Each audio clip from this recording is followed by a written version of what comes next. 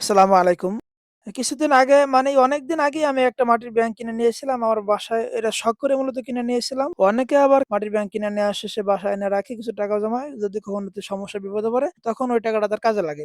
আর আমি মূলত এই ব্যাংকটা কিনে নিয়েছিলাম শখের বিষয়। মানে আমার হাতে যেই নতুন টাকাগুলো আসবে তো ওইখান থেকে আমি বাছে যেটা আমার ভালো লাগে, পছন্দ হয়, আমি এই টাকাটা ব্যাংকে জমায় রাখবো। তো আমার এরকম করে মানে অনেকদিন ব্যাংকে জমায় রাখছি। তো আলহামদুলিল্লাহ একটা পর্যায়ে দেখি আমার খুব ভালো একটা অ্যামাউন্ট হইছে ইনশাআল্লাহ। হাসবি আল্লাহ। এখন এই জমানো টাকার পিছনের গল্পটা আপনাদেরকে একটু শোনাই।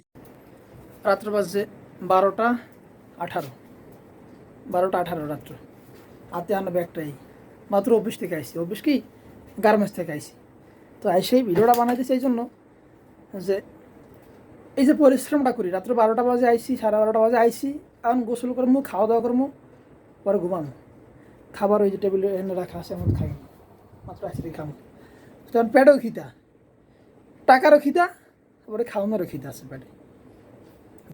তো এর আগে যারা আমার এই ভুল ভিডিওটা দেখছেন তারা শুনছেন আমি ভিডিওতে কি কথাগুলো বলছি। এখন আমি ওই কথাগুলো না শোনাই, এখন বলি এইটাই যে মানুষের জন্য আসলে দোয়া করা উচিত। যে আমি যদি আপনার জন্য ভালো দোয়া করি, জাযাকাল্লাহ খাইর, আল্লাহ আমাকে ওই সেই প্রতিদানে দেবে। আমি যদি আপনার জন্য ভালো কিছু দোয়া করি, আপনি ভালো থাকেন, সুখে থাকেন, আপনি অনেক টাকার মালিক হন, তো আল্লাহ আমাকে এই দোয়াগুলো আমার জন্য কবুল করে নেবেন। বিপরীতে আমরা যদি মানুষের জন্য বড় দোয়া করি, বদ নজরে তাকাই, তাহলে ওই সমস্যার সম্মুখীন হতে মানুষটি কিছুক্ষণ হইবে বা কিছুক্ষণ থাকে, পক্ষান্তরে আল্লাহ তাকে ভালো পায় কিন্তু আমাদেরকে অপছন্দ করেন। আল্লাহ আমাদের সকলকে সঠিক জ্ঞান দান করুক এবং রিজিকে বারাকা দান করুক। আমিন।